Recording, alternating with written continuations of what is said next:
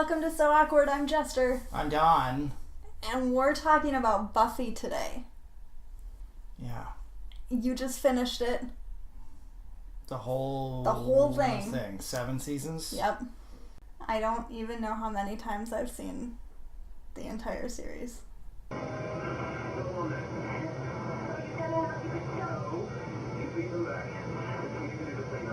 So did you watch Buffy when it first aired? Yep. When was that? I believe it ended in 2001 or 2002. That's a long time ago. Yeah, it's a long time ago. So let's say it premiered like 20 years ago? Yeah. Wow. I've never seen it before, but we're friends, so I figured I should watch it. What'd you think? I thought it was pretty great. I really liked it. What did you think of Joss Whedon's writing? Because we've talked about this, and you don't really like it. I'm not normally a Joss Whedon fan. I think he's a very talented writer, really good director. He definitely proved that in his films and in this show. You know, I normally when I think of Joss Whedon's writing, I think of snappy dialogue. Everybody has the same sense of humor. Everybody's always joking, no matter how dire the consequences or the situation. And I find that annoying. But I think that's interesting. Yeah? Because I think you always joke no matter what's going on. And I'm annoying. I laugh in the face of danger. Then I hide until it goes away. His jokes are witty. He's a very good writer. I just find that a lot of his characters all tend to sound the same. Like Kevin Smith, for example. All of his characters sound the same.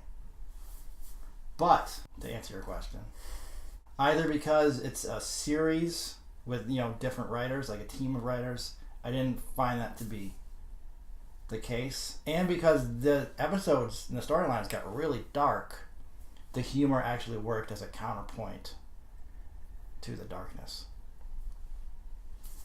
Like the mayor in season, what was that? 3. Season 3. Very funny character, but it made him scarier.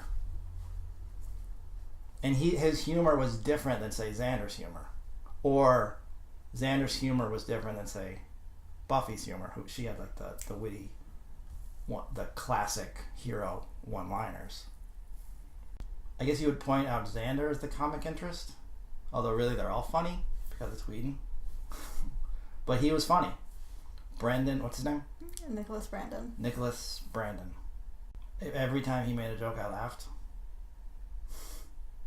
Even though I would think about this as I was watching the show. If we knew Xander in real life, we would find him so obnoxious, right? But because we know people like that who are always joking. Every time you say anything, it's always a witty retort. But oh, you're right. I would probably hate him. You would hate him. Everybody would hate him. But the guy is such a good actor. He pulled it off, and his lines were very clever and funny. Sometimes I shouldn't say words. Did I answer your question? What was your question? I don't remember. I remember seeing an episode when I was in college and going to somebody's room, I think, and they were watching an episode, and I remember it was Buffy against, now I know it's Adam, like the cyborg monster. And I remember just having no frame of reference, just seeing a scene where she was fighting Adam. I thought it was the dumbest thing I've ever seen. And you can understand why I think that. I would say Adam is possibly the worst. See, that was my frame of reference. That was my first exposure to Buffy. It's not a good first exposure. Right. What season was that? 4. Which to me, I think is the dullest. It has some really good episodes. But overall, I find season 4 to be a bit tedious. That's the season with Riley and the Initiative. Yes. Yeah, that was all... I'm not going to say terrible, because none of it was terrible. A couple episodes were terrible. But the Initiative was a really weak storyline, in my opinion. I never liked Riley. That professor lady. And Professor Walsh. Professor Walsh, I never liked her. I don't know where they found that actress. She wasn't good. I thought it was really an interesting idea and a logical idea that the government would have an organization in this universe to take down supernatural threats and monsters. Because monsters exist. I think it was really interesting and smart that the government was involved. What I didn't understand was why the government would set up a secret organization and have them pose as grad students. That makes no sense. That was stupid. The only reason they did it was because Buffy was going to school and they wanted to have a twist where she fell in love with somebody. Yeah. Like, the initiative could have been really cool if it was just this government secret organization. Just get rid of all the grad school stuff where he's a teacher's assistant by day and a vigilante government secret agent by night. Yeah. They've got like the secret elevator in their frat house. Come on. They do get away from that eventually. Yeah, because they realized it made no sense, so they just completely abandoned it. Because he stops grading papers like midway through the season. But I think you said to me that you liked when they were in high school the best. I don't know if I preferred it in high school, but just the first few seasons they're in high school, so you just get used to it. And so then once they go to college, it's so completely different. I missed that framework of the high school. And Giles being there and in the library that no students ever went to. Except for there was one episode where they did poke fun at that, where they're having this secret meeting, and these people come in, they're like, what? And they go, like, we're here to check out a book. Do you remember who said that? No. Jonathan. Oh, for real? Yeah. Jonathan, everybody's favorite character. Stop touching my magic bone. Shut up. And while I was watching season 1, I did remark to you that I did never realize that Smallville was such a huge ripoff of Buffy. Yeah. It's the same fucking show. In a high school, Chosen One, who's a student by day, fights crime by night. Chloe is Giles. Yeah. Pete is Xander, I guess. Just and the same monster of the week type stories where in Sunnydale they have the Hellmouth that gives people powers. On Smallville they have the meteor rocks that give people powers. It's the same show. Buffy did it better. I mean, I think Smallville later found its own identity. But yeah, huge ripoff of Buffy. Or maybe it was just a coincidence.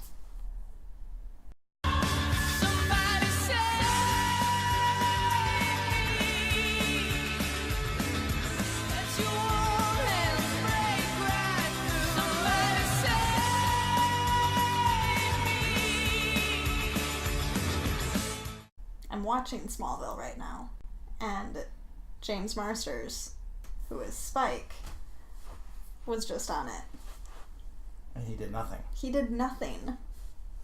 And it was very weird hearing him speak without the British accent. Mm-hmm. Even in the behind-the-scenes stuff on the DVDs, it's just weird. He'd be there, like, on set, being interviewed, like, with the hair and the leather jacket, and he'd be having, like, just a normal accent. Not to say British people are abnormal. I got a new t-shirt. And I got a new pair of jeans today. These are my third pair of jeans on the show. I'm celebrating. What was season 2 about? That's when Angel lost his soul. So it was Spike, Drusilla, and Angel trying to destroy the world. Oh, that's right. Okay, yeah, I vaguely remember. Season 2 is all a blur. I think season 3 was my favorite. With the mayor, right? And Faith. Eliza Blue's Clues. Eliza Blue's Clues. She's good. She was, I mean, she's your typical Joss Whedon femme fatale. You know, beating everybody up, making snappy one-liners. But it was interesting having her as like, what Buffy could be if Buffy didn't have Giles or her friends or her mother, you know, making her a hero. So you prefer Buffy? Absolutely. Team Buffy. You prefer Faith? Sometimes. And finally, when Faith took over in season 7, she completely fucked up. Well, so would have Buffy if that would have been season 1. Yeah, but Faith never let anybody. Faith never had to be in charge. Then she shouldn't have been in charge. Then she should have backed Buffy and said, "Hey, Buffy, don't go. We're going to listen to you. Your plan is going to work," which it did. But we're still talking about season 3. Right, okay. With the mayor, Harry Grainer, I believe was the actor's name. He was on Dear John. And he was in an episode of Star Trek as Tam Elbrin, an episode The Tin Man. The Tin Man? Yeah, it's not about the Wizard of Oz. Oh. That guy can act. That guy's really good. He was probably my best villain. He was really good. He was really good. He was always interesting. I really like the mayor. His performance was just weird. You never knew what he was going to do. He was just such a jerk. And he was just having fun. He was great. And his whole storyline was just like building him up as a villain. Like you never even really learned anything about him. No, not really. Like they just kind of hinted stuff here and there. He was maybe 100 years old or older. Like I like that they never spelled it out. They never really spelled out anything on the show. You never really learn who Slayers are. You learn a little bit. They tried. You never really learn that much about the Watchers Council. They just kind of give you little bits here and there, which makes the whole universe feel more authentic. Because nobody ever sits around and explains everything. What did you think of the Watchers Council? A bunch of dicks. Yeah. But that's good. I think the Watchers Council and Giles in particular is a nod to the old like Hammer-esque horror films where there's always like this stuffy British guy in a library, drinking brandy, talking about ancient evils. And so I think having them in, because you have to have stuffy British guys in horror. It's just a staple of horror. But I like that they made them into not villains, but they're just a bunch of jackasses who didn't really know what they were doing or what they were talking about. Like they tried to control everything and make people think that they knew everything and had all the power, but they didn't. They were just as defenseless as anybody else. Wesley or Giles? Giles. I wonder if asking Miss Chase to dance would... For God's sake, man, she's 18. And you have the emotional maturity of a blueberry scone. How come Giles is the only Watcher who isn't an idiot? Like, who isn't completely pathetic? Because he used to dabble in witchcraft. Oh, right, Ripper. Right. Which leads me to my favorite character of the whole series. Ethan Rayne. The Halloween shop guy. Every time he came back, I got so excited. I think he was in like 4 or 5 episodes. I should have brought him back for the finale. My favorite moment in the whole series, I think I rewatched it like a few times just because it was so funny and so perfect, was when, I don't remember the episode, but there's some kind of evil and Giles is the only one who knows about it and Buffy's off doing something, she's distracted, so he goes to like this crypt and nothing happens, so he's like, oh, maybe my calculations are off, so then he leaves, and then out of the shadows comes Ethan Rayne, and he says something like, oh, my friend, something is bad about to happen, and then Ripper comes back and he's like, did somebody say something? And Ethan Rayne just goes, bugger, or something like that. That was funny. That was really good. Nothing was going to happen. I wouldn't say that. I wouldn't say that at all. In fact, Ripper, old mate, I'd say something rather interesting was about to happen. Someone... Oh, bug, I thought you'd gone.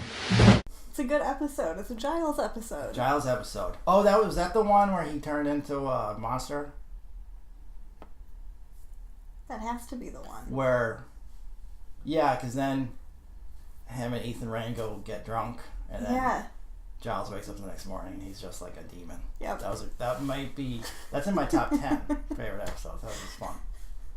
Yeah, Giles is probably my favorite character after Buffy. I loved when he would sing. No one knows what it's like to be the bad man, to be the sad man behind blue eyes. So let's wrap things up by talking about the last episode. Like, what did you think of this series finale? I think it's really neat that Willow makes it so that every potential gets Slayer powers. Yes. I mean, in one way, it makes Buffy feel less unique. But it also makes her more of a hero because that's her decision to make herself less unique. Because even though there's other Slayers, she's still the best Slayer. She's still Buffy. It's not a bad series finale. Like, it's a pretty good series finale. I don't think it would be on my list of the best series finales ever. And it wouldn't be on my list of the worst. It was just it just felt like another Buffy episode. A very good Buffy episode. Which is okay with me. Yeah. It leaves me thinking that the story still goes on. Yeah, I like and that. And it actually does, just in the comic books. Comics. Which you let me borrow, and it's okay. It's okay. And, I mean, as a whole, there were, like, Season 7 kept bringing in all these new characters. Mm-hmm. Some of whom were good. Like, Robin Wood. He was great. Great character. But then there were, like, all the potentials. Who none of them I liked. None of them, I didn't dislike any of them. They were just, none of them really had all that much to do. Felicia Day, who you love, we've mentioned her a few times in the show, right? We have. I should have brought her pop. Oh, yeah. Oh, that's right. We have her pop. That's why we talked about her. And you thought she would be a good April O'Neil. Yes. None of the, like, what do they call the potentials? Yeah. None of them were bad. There were just too many of them, and I didn't care about any of them. Some of them were annoying. Kennedy wasn't annoying. I thought her romance with Willow just didn't work from a storytelling point of view. It didn't. Spuffy. Before we go, we have to settle the argument or the debate, which I'm assuming there's some kind of argument or debate among Buffy fans. Spuffy or Bangel? What's that word called? Awaffy. Anuffy. I'm forever Spuffy. All the way. Spuffy. I liked Angel at first, like the first season. I thought he was mysterious and he would make the occasional appearance. But then, I don't know. I didn't even mind his relationship. I just liked Spuffy better. Spike and Buffy. The only time I liked Angel was when he was evil. Right. David Boreanaz did a great acting job. I think he's really good. I just think Spike was a more interesting character. Like, Spike completely changed from episode to episode. Within each episode, you never knew what Spike was going to do, which makes him feel like a realistic character. Angel was always Mr. Perfect, who always would just show up at the end of the episode to save the day. Whereas Spike, I mean, there was the episode where Spike attempted to rape Buffy, which was despicable. And you can never truly feel comfortable with Spike after that, but he still stays a fascinating character. I mean, he's a monster, but he's an interesting monster. And his love affair with Buffy, which at first felt gimmicky, but then it felt like, I think that was the best romance on the show, just because you really felt like he was in love with her, and you felt like she was conflicted. She liked him, possibly even loved him on some level. Like, it just felt like a really unique relationship. She did eventually say that she loved him. Yeah, but he knew she was lying. Right. But he appreciated her saying it. I guess you have to watch Angel now. I have no interest in watching Angel. I mean, some interest just because Buffy was really well done. It's the same creative people behind it, I imagine. And David Boreanaz is an interesting actor. But I wasn't interested in watching Angel necessarily until you told me Spike is on it. Spike, who dies in the series finale. A very strange death with this amulet that came out of nowhere. Right. It was the Deus Ex Machina, where it killed all the bad guys. So I'm interested to see, because James Marsden is a great actor, and that's a great character. But I don't know. We never even talked about Cordelia, who's fine. What's her name? Charisma Carpenter? Charisma Carpenter. She's fine. Lovely woman. Really good actress. Didn't care about the character. She left Buffy. It was never even mentioned again, which is fine. Because her character served no purpose. Do you know what happens to Cordelia? No. All I know is they come back for season 3 or 4 and Cordelia's gone because she's on Angel. Okay. And it's never talked about. That's what I was going to say. She's on Angel. Right, I know that because I've seen the DVD boxes where it's her and Angel. I guess they're the stars. That doesn't sound like a good show to me. Just Angel and Cordelia. I don't care. Angel, Cordelia, and Wesley. Oh, Wesley's on Angel? Does that do anything for you? Yeah. I don't know if it makes me want to watch Angel, but it kind of explains why we never saw that character again on Buffy. He is a rogue demon hunter. I believe. I guess I have to watch Angel. It's been a while since I've watched Angel. We'll let the fans decide. If you've made it through this whole ridiculously long video and you want to see us discuss Angel, leave a comment. If nobody tells me to watch Angel, I don't have to watch it. Okay. We should really end this. Final thoughts. I was surprised by how great it was. I would call it great. Really great show. One of the best shows I've seen as a whole. Sorry I put it off so long. Thanks for convincing me to watch it. Check it out if you haven't seen it. It's interesting. It's more than it seems. Like, it starts out as I don't want to say generic high school drama, but it turns into something else.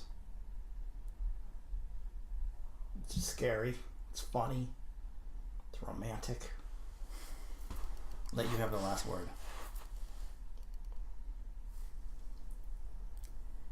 Grr. Arg. No one knows what it's like to be the bad man, to be the sad man behind blue eyes.